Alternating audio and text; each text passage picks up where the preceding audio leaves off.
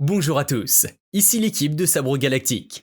Aujourd'hui, nous nous retrouvons pour parler des sabres laser d'Obi-Wan Kenobi. Contrairement à l'idée reçue selon laquelle chaque personnage de Star Wars n'a qu'un seul sabre laser, certains échappent à la règle. C'est notamment le cas d'Obi-Wan Kenobi. Les situations périlleuses auxquelles Obi-Wan a dû faire face l'ont amené à devoir reconstruire son arme plus d'une fois. La perte de son sabre le poussant à en recréer un à 2 reprises pour ne pas se retrouver les mains vides face à ses adversaires. Nous avons exploré les 4 coins de la galaxie pour retrouver l'histoire des sabres laser d'Obi-Wan. L'un des protagonistes de la série ayant un lien fort avec Obi-Wan. Tu constateras que certains héritages se transmettent à travers le sabre laser. Tiens-toi prêt à redécouvrir le passé de ce Jedi et les sabres laser qui ont fait de lui un vainqueur dans de nombreux combats. Premier sabre laser d'Obi-Wan. Tout comme les deux autres, ce sabre laser apparut pour la première fois dans Star Wars épisode 1, La menace fantôme, à une lame de plasma bleu. Il s'agit là d'un symbole de sérieux et de courage. Concernant la poignée, on constate assez vite qu'elle est semblable à celle de son maître Qui-Gon Jinn. Obi-Wan s'est inspiré du sabre qu'avait construit son mentor pour lui faire honneur lorsqu'il était padawan. Il s'agit là d'une tradition Jedi qui témoigne d'un profond respect de l'apprenti envers son maître qui le guide. On peut remarquer qu'il a conservé de l'arme de Qui-Gon Jinn, le même gris et noir pour la poignée. Cependant, Obi-Wan semble avoir construit un sabre laser plus épais et évolué à la vue des fonctions supplémentaires. Le bouton de contrôle pour agir sur l'intensité et la longueur de la lame, ainsi que la cellule d'énergie de rechange en sont la preuve. Il faut également savoir que durant le temps où Obi-Wan a manié son premier sabre laser, c'était sous la forme 4 Ataru.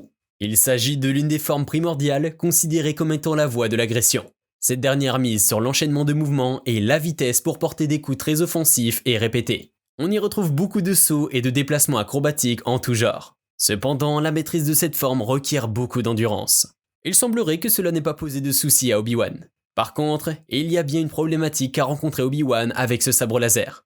Effectivement, durant le blocus de Naboo, lui et Qui-Gon Jinn partirent en mission et tout ne se passa pas comme prévu. C'est en voulant esquiver des droïdes de combat que notre cher Jedi fut obligé de se camoufler dans un point d'eau. Puis c'est en sortant du milieu aquatique qu'il se rendit compte que son sabre laser était temporairement incapable de fonctionner. Suite à ça, il jura de pallier à ce problème de perméabilité pour le futur de son sabre. Même si Obi-Wan Kenobi a lutté plusieurs fois avec son sabre laser durant le premier film, il y a un duel qui sera le dernier pour cette arme.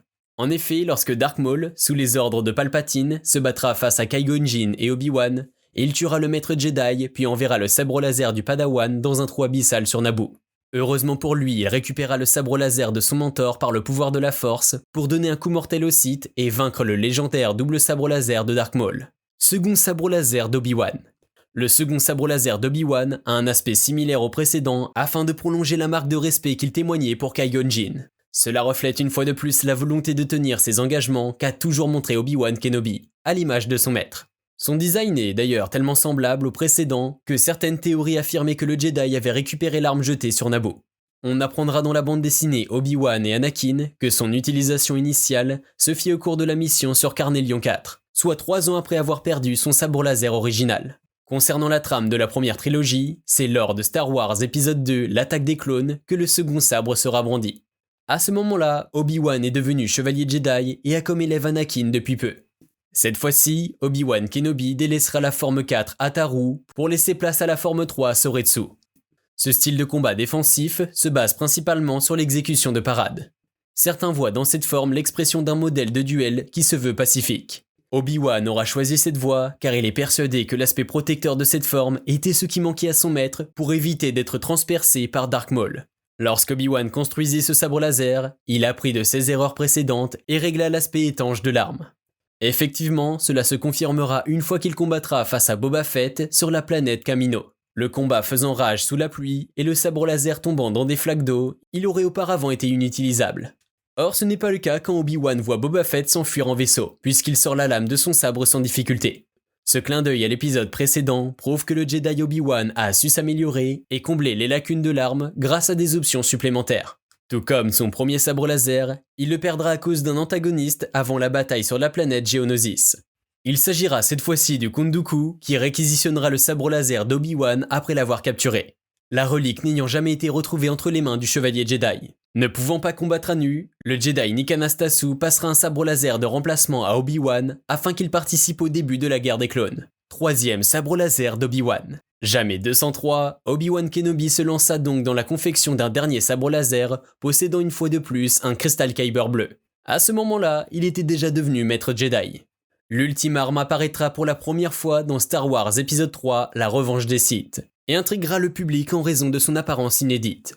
Le Jedi que nous connaissons a fini par tourner la page et passer à autre chose en fabriquant un sabre laser qui, cette fois-ci, ne ressemblait pas à celui de Qui-Gon Jinn. La poignée écrantée est suivie d'une partie dorée plus fine qui s'élargit avant de laisser place à un embout en argent, l'émetteur. Un des combats les plus appréciés avec cette dernière arme est celui où il s'est confronté au sabre laser d'Anakin Skywalker, son ancien apprenti. Le duel se déroule sur Mustafar, où lave et co-offensif se déchaînent. Le sabre final d'Obi-Wan aura été manié durant ses 19 années sur la planète Tatooine jusqu'à ce qu'il soit abattu par le seigneur Sith Dark Vador. Ce dernier l'emportera avec lui et le placera dans le château de Bast qu'il avait fait bâtir. Le sabre laser de Kenobi était agencé par Vador comme trophée à l'intérieur du palais. Une autre scène mythique dans laquelle Obi-Wan aura su prouver le pouvoir de cette arme n'est autre que son affrontement où il résiste tout seul face aux 4 sabres laser du général Grievous. Enfin, le padawan d'Obi-Wan, Luke Skywalker, s'inspirera du dernier sabre laser de son maître pour la construction de son deuxième sabre laser. Tout comme l'avait fait Obi-Wan pour honorer le précepteur qu'il a autrefois entraîné. L'héritage continue et les traditions Jedi se poursuivent de génération en génération.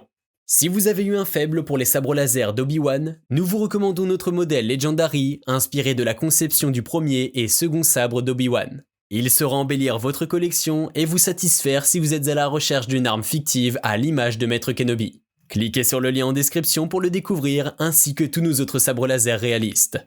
Allez, on se retrouve prochainement pour une nouvelle vidéo. Et n'oubliez pas que la force soit avec vous.